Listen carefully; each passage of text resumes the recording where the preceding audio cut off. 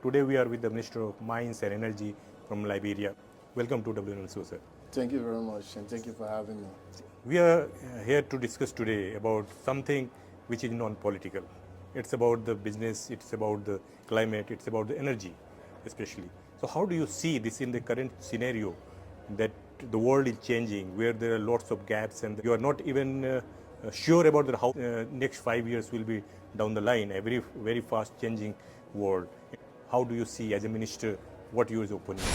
And yes, the world is changing and it's changing fast. So as every other country would do, we have to adapt to the change because change is the only constant thing in life. So as a country, we have our strategic plan. We have our development plan. And in our development plan, we have made some commitments, increased energy access. We just early this year in January, the president was in Tanzania. He signed an energy compact agreement whereby we committed as a country increasing access of energy to 75%. We need to include IPPs, independent power producers, into our energy mix. We also need to encourage policy reforms that can open up this sector and include independent power producers in the energy mix to come and generate. So all these are tied to what we intend to do, and we have to catch up with the global community. The global community, everybody is transitioning to renewable energy, especially solar. In Africa, especially West Africa, we have an enormous potential of the power of the sun. We need to harness the power of the sun, and as a country, that is one of our main goals and ambitions. As you mentioned, that is like immense resources that you have, especially the solar energy we talk about. So what are the things that you are lacking? Because although you have lots of resources, and what are the things that you are looking towards India or any other country to partner? So one of the major things we are lacking is the financial mechanism that will bring these projects to life. I must say that we have like 5 major rivers, perennial rivers, right. And we need to harness that. That's a major source of energy. We have so many substations currently that are energized in Liberia. We have approximately 5 energized substations that are just sitting there energized, waiting to be used. And we are encouraging IPPs to come, looking at the vast land by the substation. They can invest in that land, build some solar parks. The substation is just next door. You evacuate the power to the substation. So what we are looking for from India and other countries is investment. Come and invest into Liberia energy space. It's a win-win project because we are part of the West African CLSG network, Transco network, whereby the transmission lines run from Cote d'Ivoire, Liberia, Guinea, and Sierra Leone. So think about it, that any investor that comes to Liberia to invest currently, no matter how much energy you generate, right, you can still put it on the grid and evacuate it and sell it to either Guinea or Sierra Leone. That's the dynamic situation that Liberia holds currently. And we are centralized so that you can spread out, and it's a win-win business model. So we are looking for capacity building from India, technological advancement, and see how best we can learn from India on her solar technologies and how far she has gone, and encourage more and more Indian businesses into Liberia.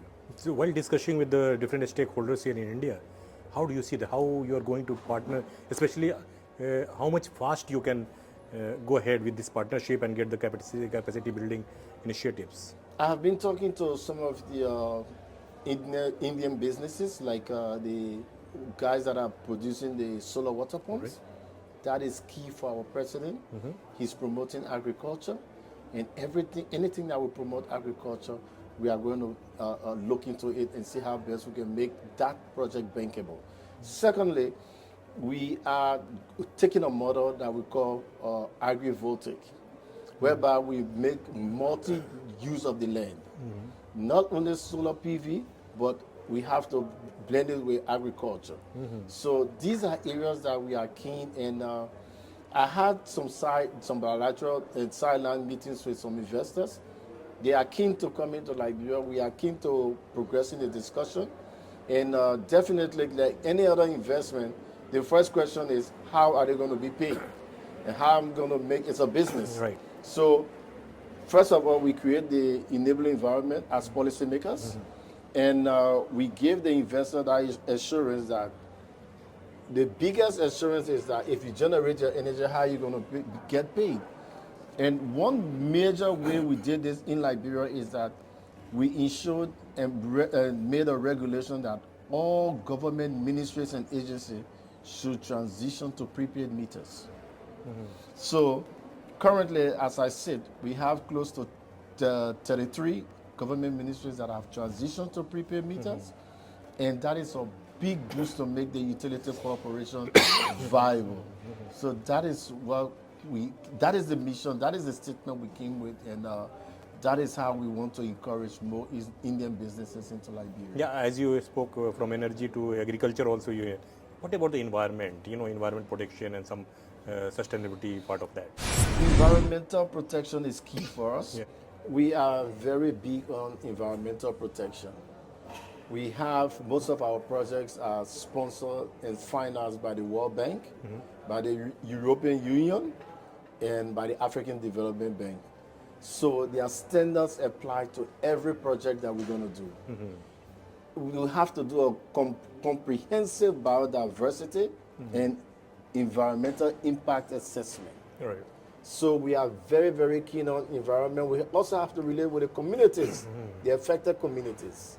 So all these put together tells you that we have standard policies and regulations that protects the environment, so that there's no way we'll implement any project without the environmental protection agencies signing off on them and the communities being aware that these projects are going to be taking place in their community. As you already mentioned about your expectation from the business perspective, that what you are looking for your country. But still, I want your suggestion as a small or medium or large scale enterprise, those who want to visit your country or establish something set up to have the joint venture. So what are the suggestions or key points that you are looking at? What are the key factors should be? One key factor is go to the National Investment Commission website of Liberia. Look at all the commodities we have. Right. We are big in the export and extraction of iron ore. We are big in gold. We are very, very large in mining. So many alluvial diamonds. We are keen in rubber. We are keen in agriculture, cocoa. So there are so many opportunities in Liberia. The energy sector, we have an energy deficit that we can look into. Right. That is very key. We have the power of the sun that we can harness. So we want large scale, because for every country, there is no way your population will not grow. So whenever we make plans, we project for a larger population, because I always tell people that energy, electricity is a jealous commodity. If I have electricity in my house and my neighbor don't have electricity, my neighbor will do everything to get connected. Right. So the more connections you make, the more connections you need. So my message here is we encourage investors. We encourage large-scale investors, because we definitely believe that the population of Liberia will increase. Thank you so much, Minister, for talking to us. Thank you for Look having forward that many investors visit Liberia and get the joint ventures. Thank you for having me.